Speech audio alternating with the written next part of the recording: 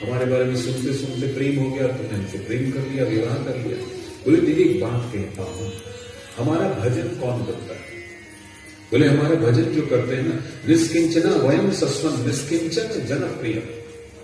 बोले जो गरीब होते हैं ना, जो दीन होते हैं, जिनके पास कुछ भी नहीं होता है, ऐसे लोग हमारा भजन कीर्तन करते हैं। ऐसे लोग हमारा भजन करते हैं, क्योंकि तस्मात् प्रायेण याट्या भजन्ति मां समुद्र में। क्योंकि जो धनी लोग होते हैं ना, उनके पास तो हमारे लिए भजन करने का समय नहीं होता। जो धनी होते हैं उनके पास समय नहीं होता, तो हमारा भजन तो वही करते हैं जो बिल्कुल गरीब है, जिनका कोई नहीं इस दुनिया में, या तो पूरी दुनिया को छोड़ के बाबा जी बन जाते हैं। ऐसे लोग हमारा भजन कीर्तन करते हैं। तो देवी उन जिनके पास कुछ नहीं होता, ऐसे जो हैं, उनके मुख से हमारा वर्णन सुन के तुमने हमसे प्रेम कर लिया और हमसे विवाह कर लिया। देवी गलती है।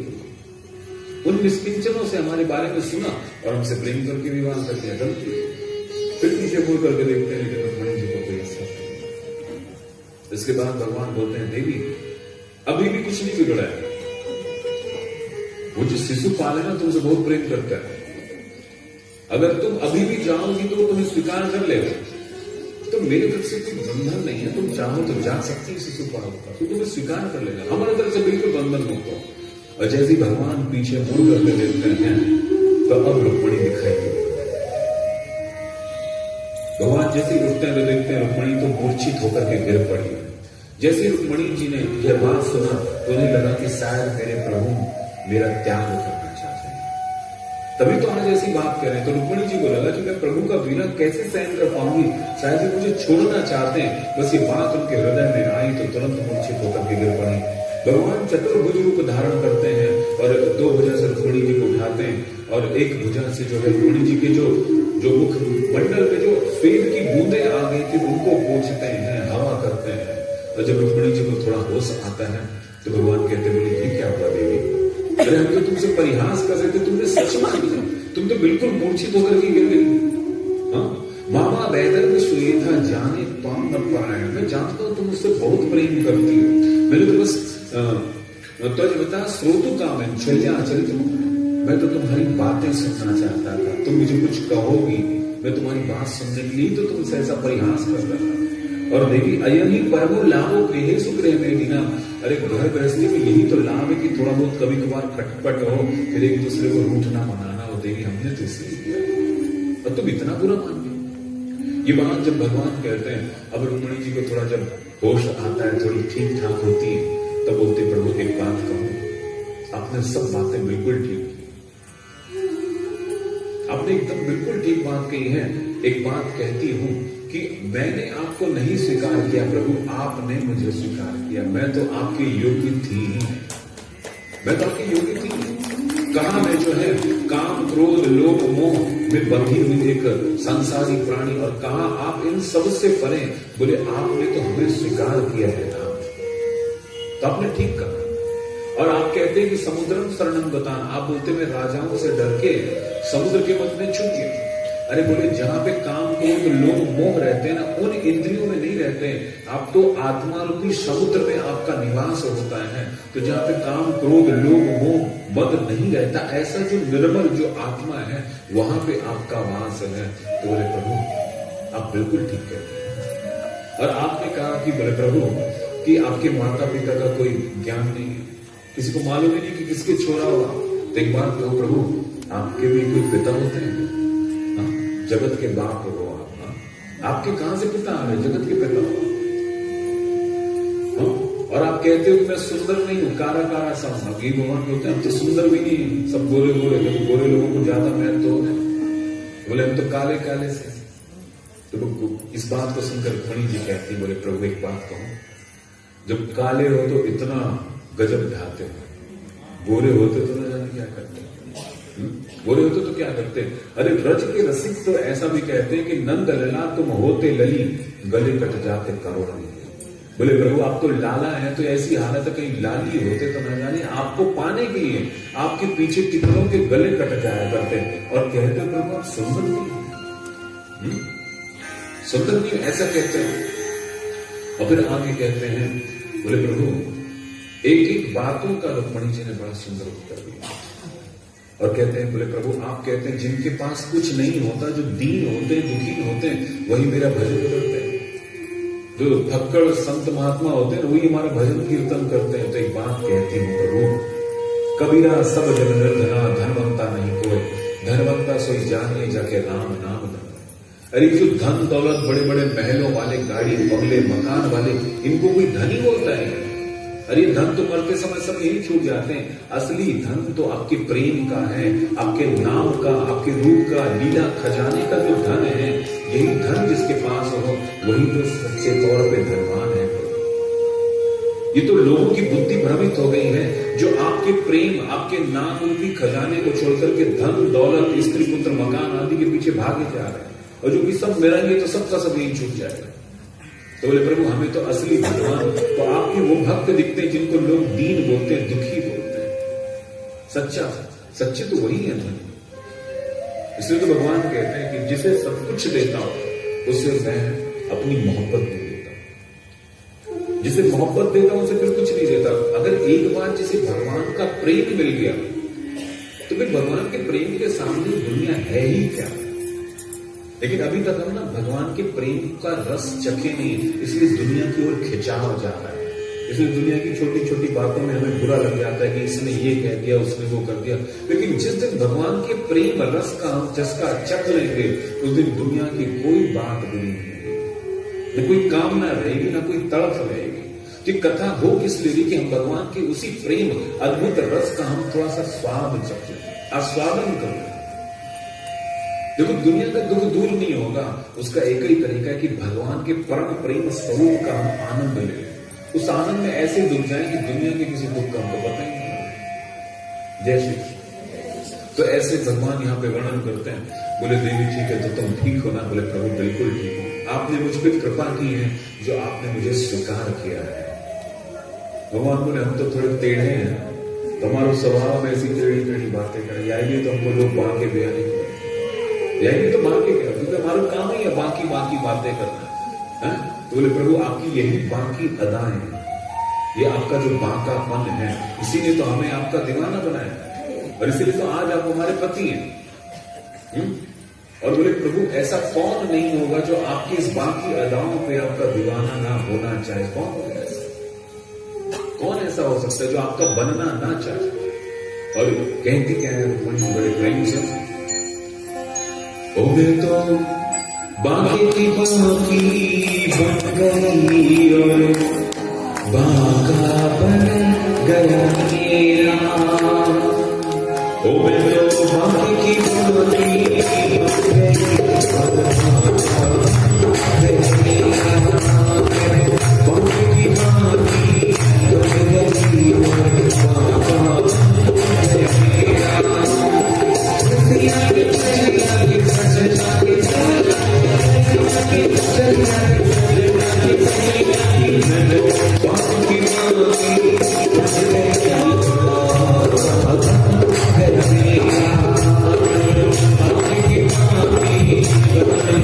और बाका बन गया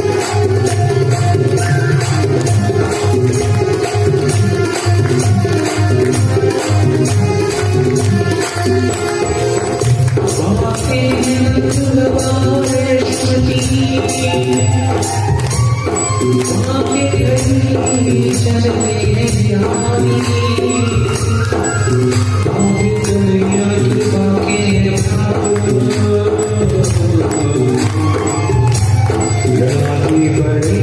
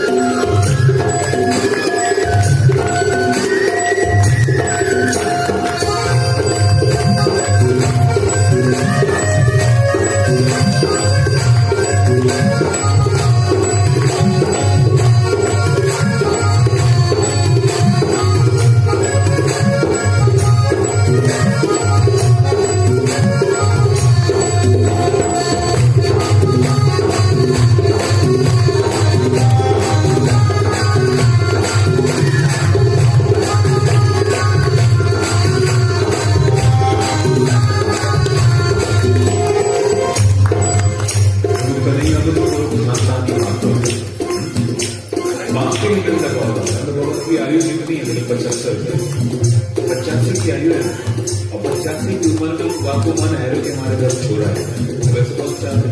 तो पिताजी भी बाकी और हमारे कन्हैया को जन्म भी कहाँ भयो, बोले कारागार। कारागार में भी कहो तो जन्म, अरे अखिल कोटि ब्रह्मांड है, जन्म बापू कहाँ है, कारागार। और बोले इनके जाओ भैया, वो भी मेरी कुछ देर है। अब उनको स्नान करना था, उन्होंने जमुना को बुलाया पास में, जमुना हमारे पास नहीं आई तो उन्होंने मूसल से जमुना को खींच लिया। अब ऐसे भी कोई और बोले बाकी मेरी दुल्हन जब बन गई, देखो जो रसिक होते हैं, रसिक तो राधा रानी को ही दुल्हन मानते हैं, भगवान की नित्य दुल्हन है। अरे राधा वल्लभ जी को जो मंदिर हो गए ना, वो तो आए दिन वहां पे ब्याह होते ही रहते, आए दिन भगवान को ब्याह होते रहे राधा वल्लभ जी। तो वहां तो उनको जब बंधन जो राधा रानी की बेटी जो है कौन है कि दुल्हन। और जब रास हो गए ना तो राधा जी जब थक जावे तो कन्हैया से कहते करेंगे मैं तो हार गई, अब तो मुझे नृत्य ना हो गई। भगवान जो स्वयं के चरण दबाने लग जाते हैं, त्रिलोकी के नाम है साक्षात राधा जी के चरण दबाने लग जाते हैं कि राधे तो बड़े भागनी कौन तपस्या तीन लोक तारम करण सोते हैं।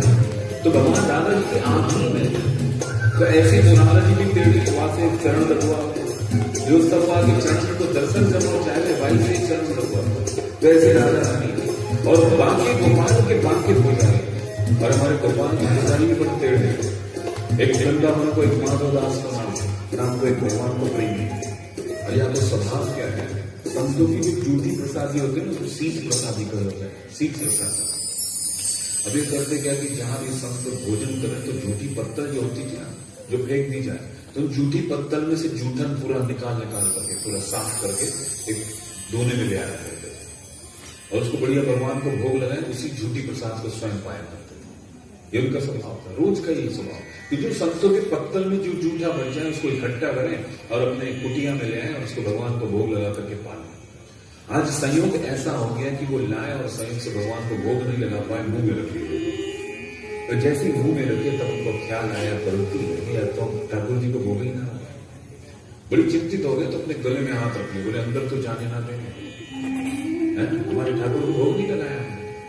लेकिन अब उसको उगल भी नहीं सकते क्योंकि वो तो संतों की जूठी प्रसादी उगल तो सकते नहीं। तभी सवेरे से दोपहर से रो रहे बैठे बैठे कि बड़ी बड़ी गलती हो गई, हमसे ठाकुर को भोग नहीं लगाया। तो न बाहर छोड़ते न अंदर लेते, सवेरे से रात हो गई और रात से सुबह बैठे रोते जा रहे हैं, देखो मेरी जिह्वा पे बस ना रहे हो, मैंने उस मुझसे कैसी गलती है कि ठाकुर जी को भोग लगाया बिना मैंने मुख में धर लिया, बड़ो अपराध है। तो न उगल रहे हैं ना अंदर ले रहे हैं। और जब इस प्रकार से रोते रहे तो साक्षात हमारे माँ के बिहारी प्रकट हुए। प्रभु प्रकट होकर के बोलते हैं माधव दास तू चाहते रोए? बोले प्रभु प्राण है तो भोग ना कर। बोले बस इतनी सी बात है। बोले दे मुझे। बोले कैसे दो प्रभु? बोले दे मुझे, मैं भोग, तो मुझे भोग लगवाना चाहता है ना। तो भगवान उसके सामने हाथ कर देते, तू अपने मुंह का मेरे हाथ में दे। बोले प्रभु जूठा है, कैसे दे सकूं? या तो जूठा है। भगवान बोले इतने दिन से इतने संतन की जूठी खिलाए रहे हो, तब तो कुछ जूठा ना लगा, आज तो कुछ जूठो लग रहा है। और जब माधवदास जी ने मना किया तो भगवान ने माधवदास के मुंह में हाथ डाल करके निकाला है और स्वयं पा लिया है। वो तो ऐसे हमारे प्रभु की, तो जो प्रेमी हो गए हैं ना, प्रेमी को बड़ा ख्याल रखें हमारे प्रभु प्रेमी, लेकिन प्रेमी टेढ़ नहीं होनी चाहिए। जब गोपियां जब मूर्छित हो जाती थी ना भगवान के प्रेम में, तो भगवान चाहते थे उनका दर्शन करने और अपनी मुरली का स्पर्श करा के ठीक भी कर देते थे। एक बूढ़ी गोपी थी, वो मूर्छित होने से कन्हैया आ गए तो एक्टिंग करने पड़ गई, नाटक करके। बोले देखो यहाँ भी कैसी मूर्छित हो गई? बोले आपको तो 2-4 डंडा मारो ठीक है, तो तुरंत डर के मारे बोले। मतलब हमारे प्रभु का जो प्रेम है ना, उसमें नाटकबाजी नहीं। प्रभु के प्रेम में नाटक नहीं, दिखावा नहीं, आडंबर नहीं। अपने प्रेम को छुपा के रखो, जैसे तिजोरी में अपना सोना छुपा के रखते हो, तिजोरी में अपने सब धन को छुपा करके रखते हो, उसी प्रकार जो गोविंद के प्रति जो आपका प्रेम है, उस प्रेम को हृदय में छुपा के रखो। ये सब पूरा दिखाने का थोड़ी, नजर लग जाएगी फिर प्रेम कम हो जाएगा। तो जो भगवान से प्रेम करते उसको हृदय में छुपाओ।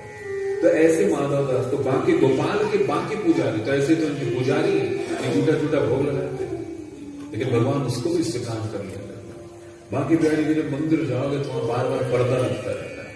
बोले पर्दा क्योंकि हमारे बाकी बिहारी ना बड़े बड़े प्रेमी हैं, कहीं किसी प्रेमी को देख के कहीं वहां से मोहित होकर वहां से पीछे ना चले जाए, इसलिए बार बार पर्दा लगाते ताकि उनके नजरों से नजरें ना मिल जाए। कहीं नजरों से नजरें मिली तो प्रेम हो जाएगा, अगर हमारे बाकी बिहार के मंदिर छोड़ के चले गए तो फिर दर्शन करने कौन है? तो ऐसे प्रभु है, ऐसे प्रेमी ठाकुर है, ये चले जाते इसलिए बार बार पर्दों लगे वहां। तो ऐसे है, तो बताओ ऐसे बाकी बिहारी का कौन का होना नहीं चाहिए? हाँ, सब होना चाहते हो नहीं, इसीलिए से कथा हो रही कि हम कैसे उनके हो जाए, हम टेढ़े के हम हो जाए। ओ मैं तो बाकी की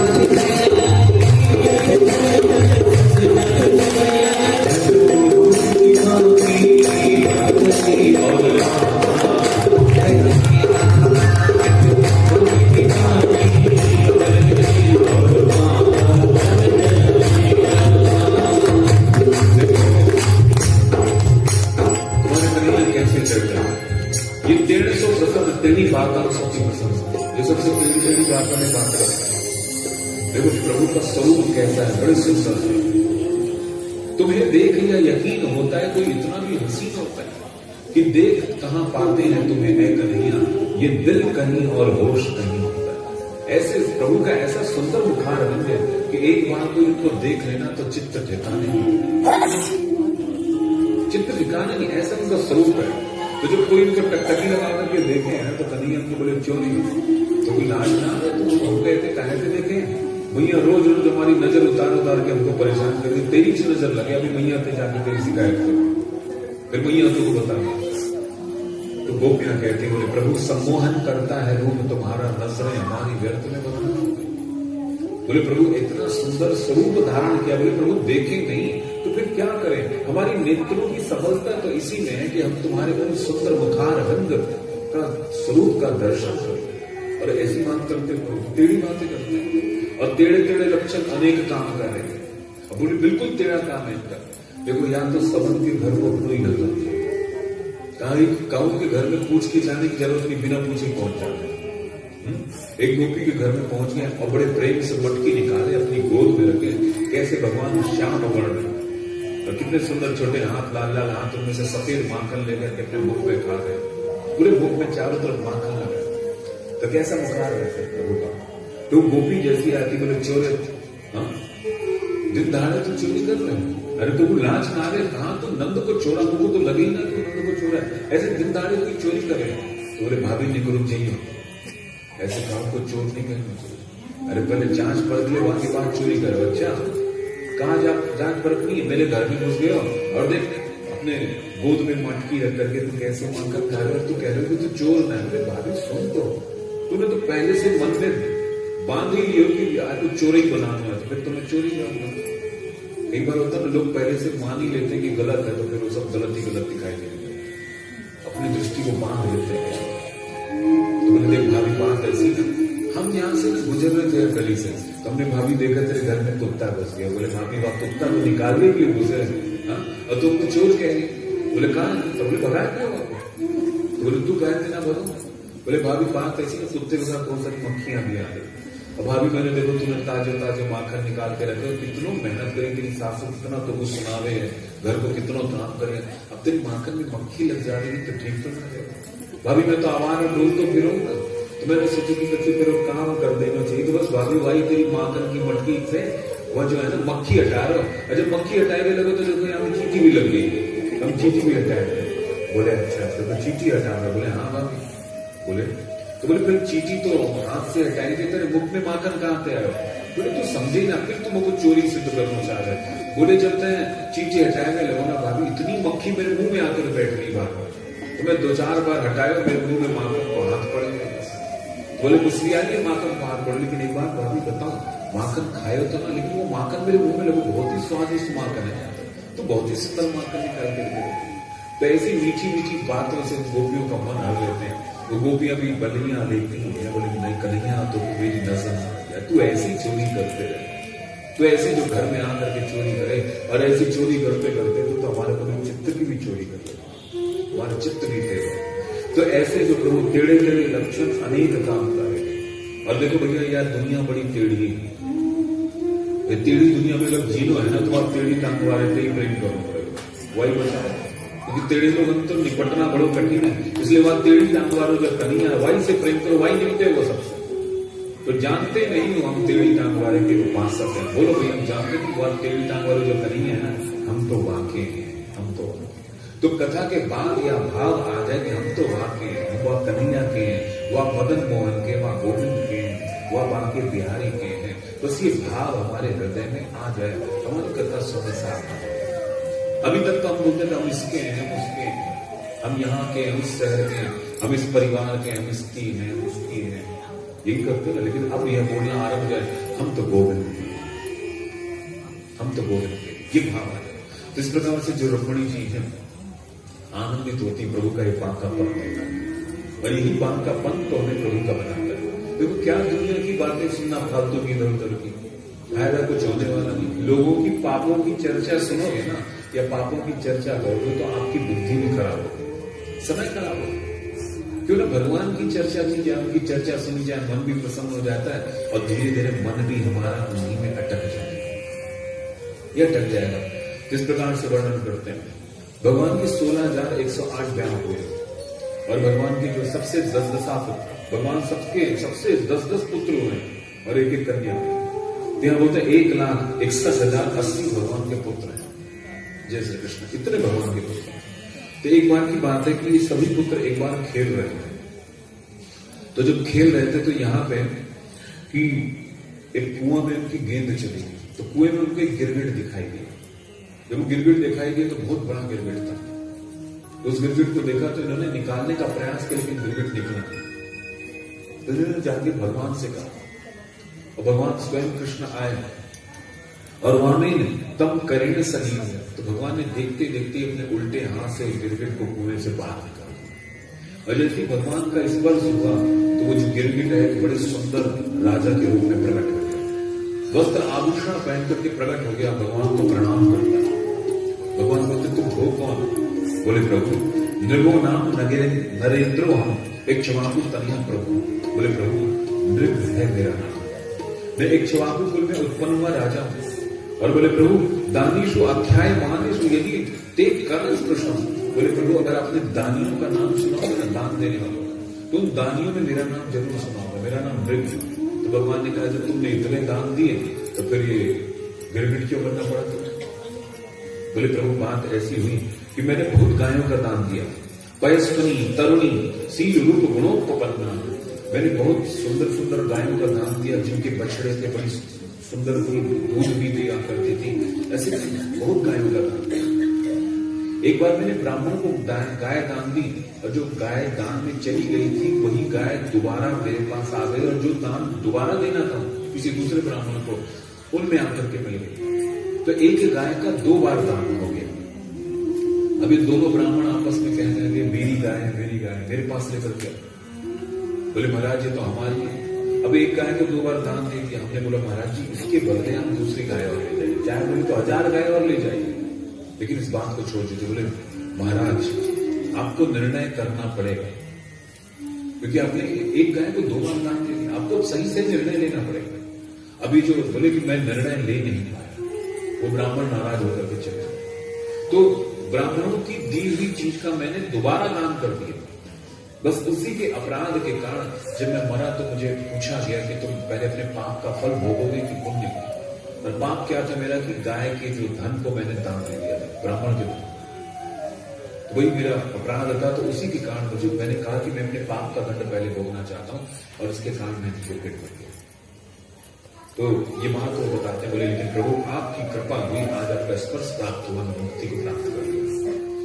ये जो घटना है भगवान के जो पुत्र है सभी देखते हैं, तो भगवान अपने पुत्रों को संबोधन करके कहते बोले बेटा एक बात याद रखना कि ब्राह्मण का धन इसने दोबारा दान दे दिया, इसके कारण से गिरगिट बनना पड़ा। तो स्वदत्ताम परदत्ताम व ब्रह्म वृत्ति हरिचर्या षष्ठी वर्ष सहस्त्राणी विष्ठायाम जायते कृष्ण। बोले जो ब्राह्मण का धन और गरीब का धन हरण करता है उसको 60,000 वर्ष तक जो है विष्ठा का पीड़ा बांधता है। यह भगवान से बता रहा है अगर किसी गरीब का धन आप लेते हो और ब्राह्मण का धन, इन दोनों तो आपको 60 वर्ष तक आपको विष्ठा का पीड़ा। तो जहां तक प्रयास करो कि हमारा पैसा किसी के पास चला जाए चल जाएगा, लेकिन किसी का 1 रुपए भी हमारे पास नहीं होना चाहिए।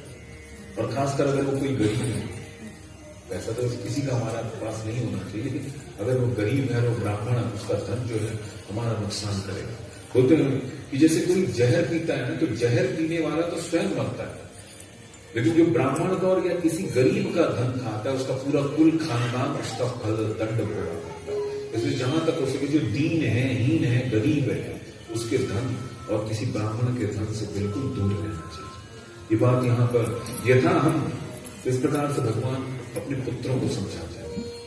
एक बार की बात है कि भगवान अपने राज सभा में बैठे हुए थे, तो वहां पे जो है वहां पे आगमन होता है नारद जी का। जय श्री कृष्ण। और नारद जी का जैसे ही आगमन होता है तो नारद जी को देख के सभी जो सभासद हैं सभी प्रणाम करते हैं, सभी को प्रणाम करते हैं और प्रणाम करके बोले आप जैसे संत महात्माओं का दर्शन गृहस्थों को मिल जाए ये तो परम सौभाग्य है। क्योंकि आपके जीवन का तो एकमात्र जो लक्ष्य है भगवान का कीर्तन।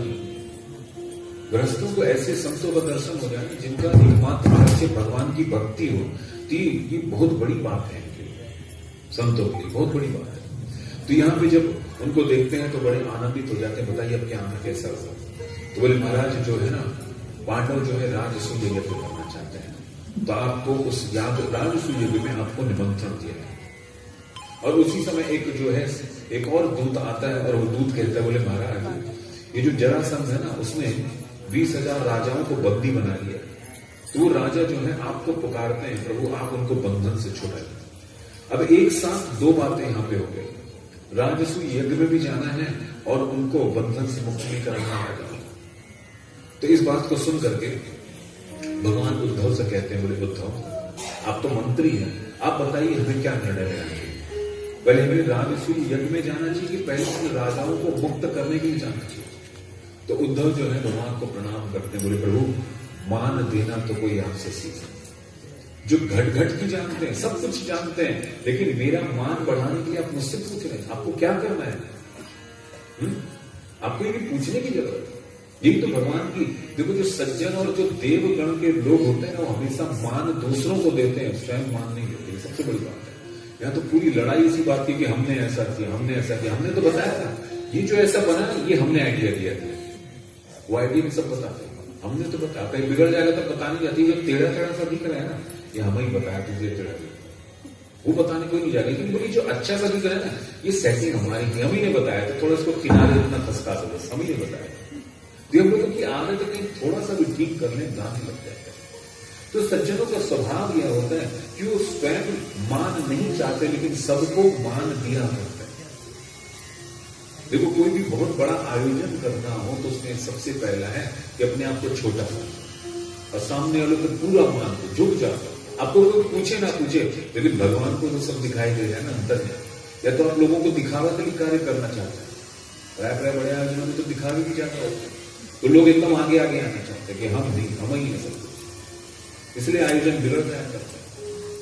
और बड़े आयोजनों में देखो लोगों को उचकाया भी जाता है, आप इनके माध्यम से इतना खर्चा, इनके माध्यम से इतना खर्चा, और उनके अहंकार को बढ़ाया जाता है ताकि खर्चा ज्यादा हो।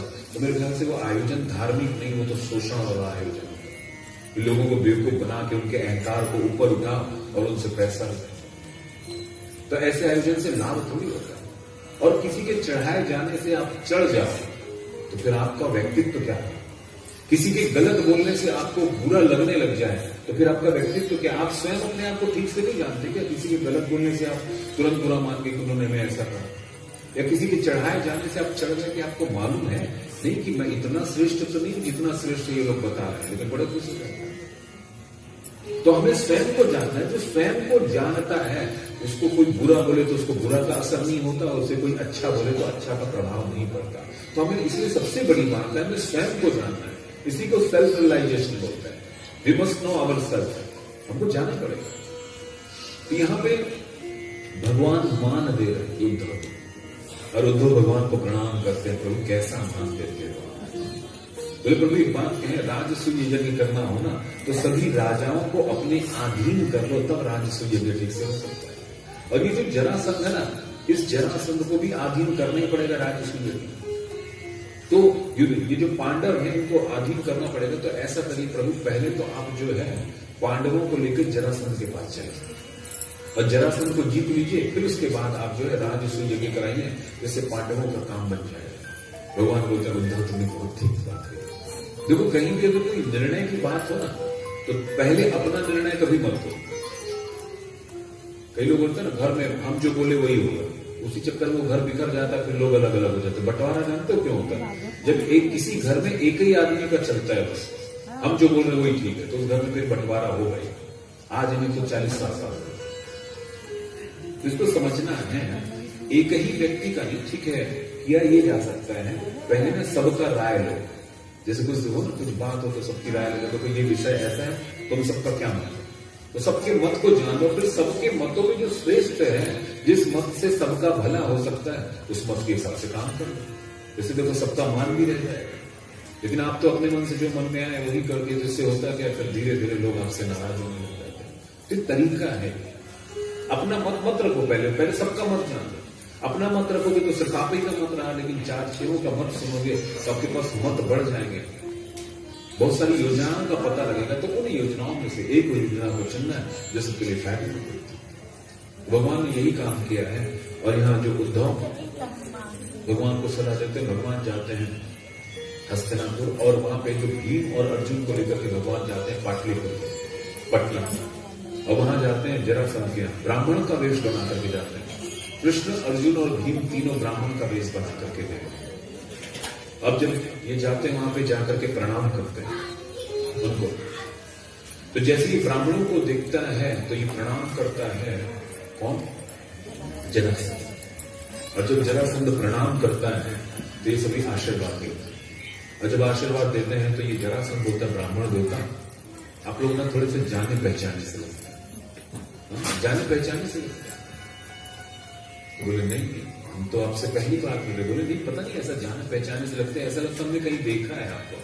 बोले देखो आप तो बहुत बड़े बड़े यज्ञ आदि कराते रहते हैं ना, तो हो सकता है कभी कोई हमारे जैसा आया हो, कोई ब्राह्मण तो शायद एक जैसे लग रहे। और ये जरासंध तीनों को प्रणाम करके बोलता है, एक बात कहूंगा महाराज जी, मैं ना ब्राह्मणों का बड़ा सम्मान करता हूं। आप वो जो द्वारिकाधीश का नाम सुने, श्री कृष्णचंद्र? बोले हाँ हाँ सुने। बोले उससे मैं महाराज जी 17 बार हार गया था, 17 बार हारा, लेकिन इन ब्राह्मणों ने अनुष्ठान किया, उनके आशीर्वाद से 18वीं बार हमने हरा दिया। बोले महाराज जी तब से ब्राह्मणों में बड़ी श्रद्धा है, हम ब्राह्मणों को बहुत मानते हैं। ये बात जैसे भगवान सुनते हैं तो भगवान को बड़ी हंसी आ जाती है। जैसी हंसी आती तो बोले आपका चेहरा तो बड़ा पहचाना सही है, अब तो बहुत ज्यादा पहचाने से, अब कैसे भी पहचानेगा? 18 बार भगवान से आमना सामना हो, तो भगवान भी बातों को बदल देते हैं। और बोले देखिए हम आपसे कुछ चाहते नहीं, हमारी कुछ इच्छा है, बस वो इच्छा हमारी पूरी कर दीजिए। तो बोले क्या इच्छा है? तो युद्धन देहि राजन द्वंद्व शोयति मन से। बोले राजन अगर तुम चाहते हो तो हम तुमसे द्वंद्व युद्ध करना चाहते हैं। ये बात जैसे सुनता है जरासंध तो बोले ब्राह्मण और युद्ध की इच्छा रखें, ये बात तो समझ नहीं आती है। बोले सच सच बताइए आप लोग हैं कौन, अपना परिचय दीजिए, क्योंकि ब्राह्मण युद्ध क्यों चाहेगा? ये बात को जब सुनते हैं तो भगवान बोलते हैं जो हमारे बगल में खड़े हैं ये है कांटेधारी अर्जुन, और हमारे इस बगल में जो खड़े हैं और ये हैं गदाधारी भीम। तो बोले तुम कौन? बोले हम वही। बोले कौन? जिससे तुम्हारा 17-18 बार सामना। ये बात जैसे ही सुनता है तो थोड़ा संकोच में आ जाता है। बोले हमने तो यहाँ के सामने की बड़ाई कर। अब वो देखा कि ये मुझसे युद्ध करना चाहते हैं, तो उसके मन में विचार आया कि बोले बीच वाले से तो युद्ध ना करो। बोले 17 बार हारा, बड़ी मुश्किल से 18वीं बार जीता, कहीं अगर इससे फिर युद्ध किया हार गया तो जो मिली मिलाई जो यश है सब खत्म हो जाएगा। तो उन्होंने बोला देखो हमने तो तुम्हें एक बार हरा दिया, फिर हम तुमसे युद्ध नहीं करेंगे। भगवान मुस्कुराते बोले हमसे हारा हुआ तो भूल नहीं होगा। फिर बोले देखो अर्जुन, बोले यहां से भी हम युद्ध ना करेंगे। उसको मालूम अर्जुन के तो भगवान सखा है, क्योंकि अर्जुन से भी लड़ूंगा तब भी हराई नहीं इधर उधर करके। उसने बोले प्रभु ये एक बार ब्रह्मण्य बनाता, स्त्री बनाता, इसलिए हम इससे युद्ध नहीं करेंगे। बोले लेकिन ये जो भीम है ये बिल्कुल हमारे बल पौरुष, बिल्कुल हमारे बराबर का है। ये बात जैसी बोलते तो भीम जी की तो छाती चौड़ी हो जाती। बोले देखो दोनों को नकार दिया, हम ही को अपने बराबर का समझता एकदम। भगवान कृष्ण जो है अर्जुन को देखते हैं, बोले देखो अर्जुन भीम दादा को देखो कितने प्रसन्न हो गए। उनको मालूम नहीं कि कोई साधारण नहीं है जरा। अभी युद्ध की तैयारी होती तो बोलते ये युद्ध जो है बोले 27 ये 27 दिन तक ये युद्ध चलता है। 27 दिन जब पहला दूसरा दिन जब युद्ध का हुआ ना तो यहाँ पे तो भीम की हालत खराब हो गई, पूरा उनका अंग अंग दुखने लगा। और भगवान के पास आकर के कहता है बोले प्रभु यहाँ से चलो प्रभु। बोले क्यों? बोले प्रभु इससे तो मैं जीते नहीं पाऊंगा, मेरे पूरे एक एक नस ढीली हो गई, मैं यहाँ के साथ युद्ध नहीं कर सकूंगा। भगवान बोले अरे भीम दादा तुम तो बड़े प्रसन्न हो रहे। तो बोले प्रभु ठीक है गलती है लेकिन बस अब युद्ध ना सके। बोले लड़ना तो पड़ेगा। लड़ते लड़ते 27 दिन हालत खराब हो गई। फिर भगवान के पास जाते बोले प्रभु अगर आपने नहीं बचाया तो मैं खुद भाग जाऊंगा, लेकिन बचाना पड़ेगा। तो भगवान कहते हैं बोले भीम दादा आप जब युद्ध करते हो ना तो हमारी ओर नहीं देखते, जब युद्ध करो तो हमारी ओर भी तो देखो, हम क्या इशारा करते हैं, हम क्या संकेत देते हैं उसे भी तो समझो। क्योंकि उसी प्रकार हमारी भी तो स्थिति ऐसी कि हम इस जीवन में हैं लेकिन हमारी नजरें भगवान की ओर नहीं। हम दुनिया का काम तो कर रहे हैं लेकिन भगवान की ओर नजर नहीं डाल रहे। तो देखो, तस्मात् सर्वेषु कालेषु मां अनुस्मर युद्ध च। भगवान कहते हैं कि तुम सब काल में मेरा स्मरण भी करो और अपना कर्तव्य भी। सिर्फ कर्तव्य निभाने से भी नहीं होगा और सिर्फ स्मरण करने से भी नहीं होगा। स्मरण करते हुए अपने कर्तव्यों को निभाओ तो वही आपका एक एक कर्तव्य भगवान की आराधना हो। आप घर का जो भी काम करते हो, चाहे फैक्ट्री चला रहे हो, चाहे दुकान चला रहे हो, आप यही भाव रखो, ये दुकान भी भगवान की, फैक्ट्री भी भगवान की, ये घर भी भगवान का, सब कुछ भगवान का। मैं तो सिर्फ इनका दास हूं। तो उनका नाम लेते हुए और इस भाव के साथ आप दुनिया का जो भी काम करो, आपको वही फल मिलेगा जो मंदिर में बैठ के पूजा करो, वही फल आपको मिलेगा। लेकिन इसका मतलब नहीं कि अपने कार्य को छोड़ करके आप बैठ गए मंदिर में जाए, ये भी ठीक है। तो भगवान बोलते हैं तुम युद्ध तो करते हो लेकिन मेरी ओर देखते नहीं हो, मेरी ओर देखो। और भगवान ये जब बात कहते हैं तो इस बात में जब लड़ते हैं भगवान की ओर देखते हैं, भगवान एक तिनका लेकर के बीच से दो टुकड़ा करते हैं, भीम समझ जाते हैं और जरासंध के एक पैर को पकड़ के दूसरा पैर चीर देते, दो टुकड़ा करते। भगवान एक टुकड़ा इधर फेंके, एक इधर फेंके, उन्होंने भी उसी प्रकार फेंका और इस प्रकार से जो है जरासंध का वध कर दिया। जय श्री कृष्ण। अब जरासंध का युद्ध करने के बाद जो है भगवान जो उसके पुत्र को गद्दी पे बैठा करके यहाँ पे आते हैं और ये जो इनका राजसूय यज्ञ संपन्न कराते हैं। जब ये राजसूय यज्ञ होने लगा तो बोले सबसे पहले पूजनीय कौन है, किसकी पूजा करनी चाहिए? तो सभी लोगों ने एक स्वर में कहा कि पूजनीय तो एकमात्र श्री कृष्ण है। यह बात जो है शिशुपाल को अच्छी नहीं लगी। बोले अरे तो गांव का गंवार या गायों को चराता था, कुछ दिनों से ये द्वारिका का जो है राजा बन गया। बोले इसकी पूजा करना चाहते हो? जब भगवान के लिए बड़े अपशब्द निकालने लगा, अर्जुन को क्रोध आया, भगवान ने अर्जुन को रोका, बोलने दो। जो दुर्वचन बोलता है ना, जितना ज्यादा दुर्वचन बोलता है उसका उतना ही पुण्य समाप्त होता जाता है। इसलिए बोलते वक्त हमको बड़ा सावधान रहना चाहिए। कई बार क्रोध में हम बड़ा आड़ा टेढ़ा बोल देते हैं, लेकिन जितने दुर्वचनों का उपयोग करोगे आपका बल, आपका पुण्य उतना ही नष्ट होता जाएगा। तो बोलने में सावधान, फिर जितना बोलते जा रहा है बोलने में। और भगवान ने कहा कि हमने तो इनकी मां को कह रखा है, भगवान की बुआ का लड़का है, कि जब तक इस 101 अपराध हम क्षमा कर दें। तो 101 अपराध से जैसे ही ऊपर होता है तो भगवान अपने चक्र के माध्यम से शिशुपाल का वध करते हैं। सबके देखते देखते शिशुपाल के अंदर से दिव्य ज्योति निकलती है और वो ज्योति निकल करके जाकर के भगवान की समा जाती है। सबको आश्चर्य होता है, बोले प्रभु इसने गिन गिन करके गालियां दी और ये कैसी स्थिति प्रभु, इसकी आत्मा आप में आकर के समा रही है। तो भगवान कहते हैं कि गाली तो इसने मुझे दी लेकिन ध्यान तो मुझ में ही था, मुझ निर्मल अंतरात्मा में इसका ध्यान था। तो कौन क्या करता है वह कीमती नहीं, लेकिन किस भाव से करता है वह कीमती। भगवान तो मोक्ष का स्वरूप है ना, भगवान का ध्यान करते हुए उनका असर तो हो गया। अब आप उजाले में मन से जाओ चाहे बेमन से जाओ, लेकिन उजाले का असर तो आप में होगा। और सभी जान के खाओ चाहे अनजान में खाओ, सभी का तो फल मिलेगा। तो भगवान का जो है, चाहे आप गाली देते हुए भगवान का जप करो, चाहे प्रेम से करो, लेकिन जब तो उनका कर रहे हो फल तो मिलेगा। ध्यान का महत्व तो ध्यान कितना तन्मयता के साथ है, कितनी गहराई के साथ आपका भगवान का चिंतन हो, वो चिंतन कीमती होता है। अब आप गाली देना कुछ करें वो बड़ी बात नहीं है। तो इस प्रकार से भगवान जो है उसका शिशुपाल का उद्धार करते हैं। अब यहाँ सबको कार्य बांटा जाता है। कोई भी बड़ा आयोजन होता है तो उसमें मैं नहीं करना चाहिए, ये मैं करूंगा, ये मैं करूंगा, इसीलिए आयोजन गड़बड़ हो जाता है। जो जैसा योग्य हो उसकी योग्यता के अनुसार उसे कार्य देना चाहिए। ऐसा नहीं कि हम ही इसके अध्यक्ष बनेंगे, हम ही उपाध्यक्ष, गड़बड़, ये बात ठीक नहीं। अरे अध्यक्ष उपाध्यक्ष बन के करोगे क्या? आपका उद्देश्य होना चाहिए कि हमारा यह कार्य कितने अच्छे से संपन्न हो जाए, आपका उद्देश्य ये होना चाहिए। लेकिन हमारा उद्देश्य ये हो जाता है कि नहीं हम तो इसके प्रेसिडेंट हैं, हमको ही प्रेसिडेंट बना, यहीं से सब गड़बड़ चल रहा है। तो जो जिस योग्य हो उसके उसी हिसाब से पद देना चाहिए। यहाँ भी ऐसी स्थिति है। यहाँ पे जो भोजन का जो जिम्मेदारी है, भोजन की जिम्मेदारी दी गई है द्रौपदी कि जितने भी साधु संत ब्राह्मण आएंगे कि भोजन में क्या बनेगा, कैसा बनेगा, ये सब जिम्मेदारी द्रौपदी। बोले क्यों? बोले द्रौपदी जो है पंजाब की है, पंजाबी लोगों का खान पान कैसा रहता है? बोले बड़ा पौष्टिक रहता है उनका खान पान, बड़ा पौष्टिक। तो देखो साधु संत ब्राह्मण आदि आए हैं, स्वाद से ज्यादा कीमती पौष्टिक भी तो होना चाहिए।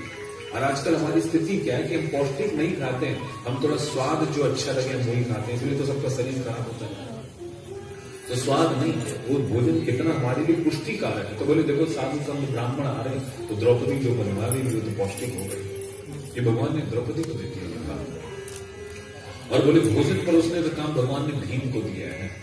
बोले देखो जो खाता अच्छे से है वो परोसे तो अच्छे से, क्योंकि एक तरफ जितने पांडव लोग खाते हैं अकेले भीम उतना खा जाते हैं। तो बोले मेरे साधु संत ब्राह्मण बड़े संकोची हैं, कुछ बोल नहीं पाएंगे, तो जो भीम दादा है उनको अच्छे से जीवन को खिलाएंगे। वो तो 10 रोटी भी दे देंगे। बोले महाराज जी भी खाए, अभी तो 10 ही रसगुल्ला हुआ, अभी खाइए और अच्छे से। हाँ? तो कम से कम मेरे ब्राह्मण देवता भूखे तो नहीं उठेंगे, जो संत महात्मा जी भर के उनको परोसे। और भगवान ने जो है यहाँ पे वर्णन करते हैं, भगवान काट ही कह लेते हैं, भगवान कहते हैं कि जो जितने भी संत महात्मा आएंगे उनके चरण धोने का काम हम लेंगे। जो भगवान यहाँ जिस इसमें आते जितने भी चरण धोने जो संत साधु ब्राह्मण आते हैं सब भगवान का कार्य। देखो बड़ा काम करने से आप बड़े नहीं होते। किसी भी काम को जब आप प्रेम पूर्वक समर्पण भाव के साथ उद्देश्य पूर्ण होकर के करते हो तो वह कार्य अपने आप बड़ा हो जाता है। इसको समझ सकते। तो भगवान जो है चरण प्रक्षालन करते हैं इस प्रकार से बहुत ही सुंदर तरीके से जो यज्ञ होता है। और भगवान जो 3 बार जो है इस यज्ञ को करवाते हैं। जैसे आगे वर्णन करते हैं इस प्रकार से ये घटना घटती है। एक बार की बात है कि नारद जी के मन में एक विचार आता है कि एक पत्नी के साथ लोग इतने मुश्किल से रहते हैं, तो भगवान 16,108 के साथ रहते कैसे? तो ये भी तो पता लगाना चाहिए। तो होता क्या है कि नारद जी आज द्वारिका में आए हैं। और द्वारिका में भगवान जाते हैं, पहले रुक्मणी जी के यहाँ जाते हैं तो वहां देखते हैं रुक्मणी के साथ भगवान बैठे हुए हैं। जैसे नारद जी जाते हैं तो तुरंत जो भगवान खड़े होकर के नारद जी का स्वागत करते हैं, उनको बैठाते हैं और बैठा करके उनके चरणों का प्रक्षालन करते हैं, पुष्प उनको तिलक लगाते हैं और उसके बाद उनको खाने के लिए 2 लड्डू देते हैं। नारद जी खाते, बोले कैसे नारद जी, बहुत दिन बाद आपका दर्शन करने से तो हम धन्य होंगे। नारद जी आनंदित तो बोले ठीक है प्रभु, बस अब हम चले जाए। नारद जी वहां से चले गए जापुंती में। वहां गए तो वहां भगवान भी बैठे हुए कुछ बातचीत कर रहे थे। जैसे ही नारद जी को देखे तो तुरंत वो खड़े हो गए और बोले आइए नारद जी, कैसे आना हुआ इतने दिन बाद? और तुरंत उनके चरण धुलाते हैं, तिलक लगाते हैं, पुष्पमाला पहनाते हैं और उनको भोग में 2 लड्डू देते हैं, प्रसाद होता है। नारद जी खा रहे हैं। तो कहीं पे भगवान जो है चौसर खेल रहे हैं, कहीं पे बच्चों के साथ बात कर रहे हैं, कहीं पे गायों की सेवा कर रहे हैं, कहीं पे किसी दीन दुखी की प्रार्थना सुन रहे हैं, कहीं पे घोड़े की तैयारी कर रहे हैं। इस प्रकार जहां जहां जाते हैं नारद जी भगवान अलग अलग कार्य करते हैं। और जितने बार जहां नारद जी जाते हैं भगवान ऐसा स्वागत करते हैं जैसे पहली बार आ रहे हैं नारद जी। बोले अरे आइए आइए नारद जी, कैसे आना हुआ? तुरंत उनके चरण धुलाते हैं, फिर तिलक लगाते हैं। तो नारद जी ऐसे 8, 10, 15, 20 घर गए। उसके बाद बोले इनको तो दूर से ही देखना ठीक है, कितनों नाटक खा रहा है, जहां जाऊं ऐसे स्वागत करें कि जैसे मैं पहली बार आया हूं, अभी तो उस घर में स्वागत किए। और बोले जहां जाऊं 2-2 लड्डू खिलाए। अगर 16,108 तो फिर क्या हालत होगी? 32,000 तो लड्डू है। बोले ना लड्डू दूर से देखो। तो नारद जी दूर दूर से देखते भगवान और देखते देखते नारद जी भी भ्रमित हो गए कि भगवान कैसे पालन करते हैं इन सबका। तो जब नारद जी भ्रमित होते हैं तो भगवान कहते हैं ब्रह्मन धर्म से वक्ताम करता तदनुमोदिता। बोले हे ब्रह्मन, मैं धर्म को कहने वाला हूं, धर्म को करने वाला हूं और मैं धर्म का रक्षा करने वाला हूं। और बोले हे पुत्र, हे नारद जी, मेरी जो माया है उसको देख करके ब्रह्मा जी भी भ्रमित हो जाते हैं। मेरी जो लीला है उसको देख करके तो तुम्हारे पिताजी वो भी भ्रमित हो जाते हैं। तो फिर आप भ्रमित कैसे हैं? तो हमारी लीला में ध्यान मत लगाइए, लेकिन हमारी लीला का आनंद समझ आ नहीं। तो कृष्ण की जो लीला है उसका आनंद लेना चाहिए, उसमें दिमाग नहीं लगाना चाहिए। जैसे दुनिया के हर बातों में दिमाग लगाते रहते, कोई थोड़ा बोल दिया तो उसमें दिमाग लगाया, बीच क्यों बोला है? इसका मतलब ये हमें को इशारा करता है, ये हमें को बोल। तो दुनिया में जैसे हमारे बात में दिमाग लगाते हैं, उसी प्रकार भगवान की जो कथा है ना, लीला कथा, ये दिमाग लगाने के लिए नहीं, ये तो हृदय में उतार के उसके उसमें गोता लगाने के लिए। तो इस प्रकार से भगवान यहाँ वर्णन करते हैं। आगे चलते हैं, हम नारद जी के चरित्र में चलते हैं। नारद जी के बाद सुदामा का बड़ा सुंदर चरित्र का वर्णन आया। जय श्री कृष्ण। ये कृष्ण श्यासी सखा कश्चित् बड़ाड़ो ब्रह्म निमित्तमा विरभिन्द्रियार्थेषु प्रशास्तात्मा जितेन्द्रिया। बोले कृष्ण श्यासी सखा कश्चित्, कृष्ण के एक सखा थे और वो ब्राह्मण थे और उनका नाम था सुदामा।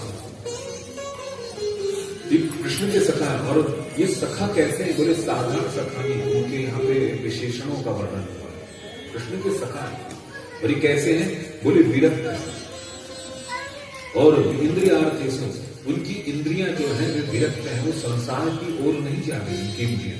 प्रशांत आत्मा, वो अंतर आत्मा से प्रसन्न है, जितेंद्रिय, और उन्होंने अपनी इंद्रियों को जीत लिया। ऐसे जो सुदामा का यहाँ पे चरित्र का वर्णन है। जैसे देखो, समझना ये है कि जो भगवान कृष्ण के जो सखा है सुदामा, तो ये जो सुदामा जो है, इनके जीवन में गरीबी बहुत है। इनका जो घर है, सुदामा की झोपड़ी कैसी है कि सुबह से शाम तक रोशनी आती है, धूप सुबह से शाम तक। जब बारिश होती है तो बारिश का जितना पानी बाहर जाता है उतना घर के अंदर भी आ जाता है। इनके घर में ऐसी गरीबी, कई बार 2-2-3-3 दिन तक इनके यहां भोजन नहीं बनता, ऐसी गरीबी सुदामा के। कपड़े भी ठीक से नहीं, फटे से कपड़े पहनते हैं, दुबला पतला शरीर है, ऐसे सुदामा है। और यही सुदामा कौन है? भगवान कृष्ण के मित्र हैं। कृष्ण स्यासी सखा कस्य, तो ऐसे जो है कृष्ण के मित्र हैं। और देखो, इतनी गरीबी होने के बावजूद भी विरक्त इंद्रियार्थी, इसके बावजूद भी उनकी इंद्रियां विरक्त है, संसार की कामनाओं से परे। इतनी गरीबी है लेकिन फिर भी धन के पीछे नहीं भाग रही, वस्त्र के पीछे, आभूषण के पीछे नहीं भाग रही, इतनी गरीबी होने के बावजूद भी। अच्छा, जीवन में अभाव है, उनके जीवन में अभाव, लेकिन फिर भी प्रसन्न है। हमारे जीवन में किसी भी बात की थोड़ी सी भी कमी हो जाए ना, तो देखो हम कैसे निराश हो जाते हैं, अरे ये हमारे हिसाब से नहीं हो, वो हमारे हिसाब से नहीं हो।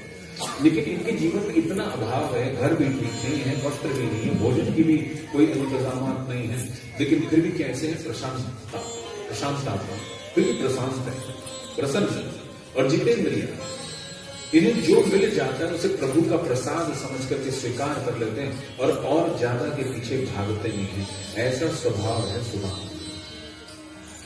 दरिद्रो यस्तु असंतुष्ट, हमारे यहां दरिद्र किसको कहते हैं? दरिद्र बोलते हैं जो असंतुष्ट है, जिसके अंदर संतोष नहीं है, हम उसे दरिद्र कहते हैं।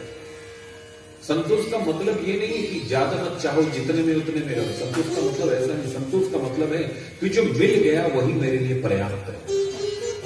ऐसा नहीं कि अपने मन को रोको, बोले भैया जितना मिल गया ना उतने में अपने आप को रोको, धैर्य रखो, नहीं। संतुष्ट का मतलब होता है कि जो मुझे मिल गया वही मेरे लिए पर्याप्त है। इस प्रकार की भावना का आ जाना, इसी का नाम है संतोष। तो जिसके यहां संतोष नहीं है, जिसके पास संतोष नहीं और के पीछे जो भागा हुआ है, उसी को हम क्या कहते हैं? दरिद्र कहते हैं। ये दरिद्र है। तो सुदामा देखो, सुदामा इतने गरीब हैं, लेकिन यहाँ सुदामा को दरिद्र नहीं कहा। सुदामा संतुष्ट है, वो जैसी भी स्थिति है उस स्थिति को भगवान का प्रसाद समझते हैं। तो ऐसे सुदामा है। आगे वर्णन करते हैं कि एक बार की बात है कि वहां पे कहीं चर्चा होती रहती भगवान श्री कृष्ण की। बस श्री कृष्ण की चर्चा होती कि ऐसे हैं वो द्वारिकाधीश, स्वर्ण की नगरी में निवास करते हैं, ऐसे द्वारिकाधीश। ये चर्चा होती है तो ये जाकर के अपने पति को बताते कि हमने तो आज द्वारिकाधीश कृष्ण की चर्चा सुनी, हमने सुना है कि वो गो, संत, ब्राह्मण आदि का बड़ा सत्कार करते हैं। ये बात जब भी सुनते हैं सुदामा जी तो बोले एक बात कहूं, वो जो कृष्ण है ना हमारे बचपन के सखा है। बोली क्या कहते हैं? बोले हाँ, हम दोनों बचपन में एक साथ सांदीपनी ऋषि के आश्रम में पढ़ते थे। तो बोले जब वो आपके मित्र हैं और वो संत वो ब्राह्मण की बड़ी सेवा सत्कार करते हैं तो आप उनके पास जाते क्यों नहीं? किन्नो ब्रह्मन् भगवता सखा साक्षात् श्रियापति ब्रह्मण्यश्च शरण्यश्च भगवान शाश्वतर्षभ। तो बोले जब आपके बचपन के मित्र हैं तो आप उनके पास जाते क्यों? मैं चाहती हूं आप उनके पास जाओ। तो बोले क्यों जाओ? तो बोले दास्यते द्रविणम भूरि सीधीते थे कुटुंब में, अगर आप उनके पास जाओगे तो बहुत सा धन देंगे और उनके धन से हमारा घर चल जाएगा, हमारा घर अच्छे से चलेगा।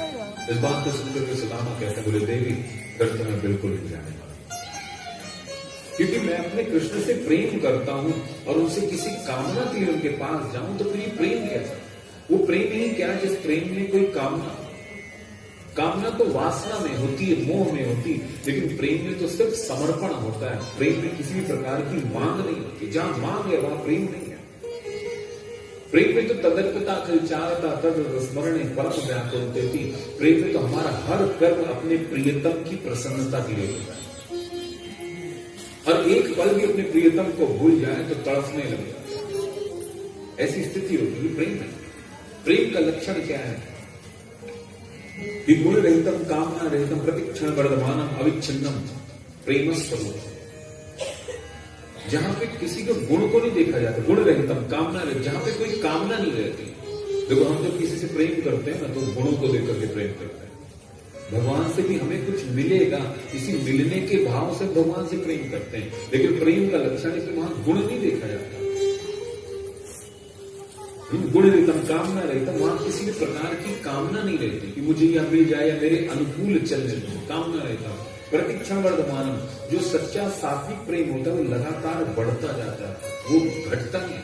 संसार का प्रेम कैसा है, जब तक आपको नहीं मिलेगा तब तक बड़ा खिंचाव सा रहेगा, जब मिलने के बाद उसका वैल्यू कम होने लगता है। होता है जब विवाह तय होता है ना, एकदम मरे जाते हैं मिलने के, और विवाह होने के बाद कहां सर, क्या करूं, कहां सर पटकूं, ऐसा हो जाता है। ये संसार का प्रेम है कि जब तक नहीं मिलती वस्तु तब तक उसके लिए हम तड़पते रहते हैं कि कैसे मिल जाए, कैसे मिल जाए। और जब मिल जाती है तो मिलने के बाद बोलते हैं पीछा छुड़ाएं तो छुड़ाएं। जैसे चूहा नहीं होता, चूहेदानी में घुसता है, लोग में घुसता है, जब घुसने के बाद ऐसा चारों तरफ हाथ पैर मारता निकल नहीं पाता। तो इस संसार का जो मोह है, जिसे हम प्रेम का नाम दे देते हैं कि फॉल इन लव, यानी इसमें ठीक बोले फॉल इन लव में गिर गए, ये ठीक सबसे अच्छा, फॉल इन लव, प्रेम में गिरे हुए, क्योंकि इनका प्रेम कामना के परक है। तुमसे मिलकर मुझे अच्छा लगता है इसलिए मुझे तुमसे प्रेम हो गया, तुम्हें अपना लाइफ पार्टनर बनाना चाहता हूं क्योंकि तुम मुझे अच्छे लगते हो। यानी सब कुछ आप ही केंद्र में हो, क्योंकि आपको अच्छा लग रहा है इसलिए सामने वाले को आप चेंज कर रहे हो। लेकिन अध्यात्म में तो राइज इन लव होता है, अध्यात्म में तो प्रेम में ऊंची स्थिति में पहुंचा है जहां पे गिरना नहीं, क्योंकि यहाँ पे कामना नहीं, कामना ही तो आपको वशीभूत कर रही है। कामना एक प्रकार से कैद होती है। जब हम किसी को प्रेम करते हैं ना इस दुनिया में, उसको हम कैदी बना देते हैं। मेरे हिसाब से सुनो, मेरे हिसाब से चलो, बैठो। हम जब कॉल करें तो तुरंत कॉल उठाओ, हमने मैसेज भेजा तो तुम ऑनलाइन हुए, देखा क्यों नहीं, लास्ट सीन तो अभी था लेकिन हमारा तुम अब हमको प्रायोरिटी नहीं देते हो।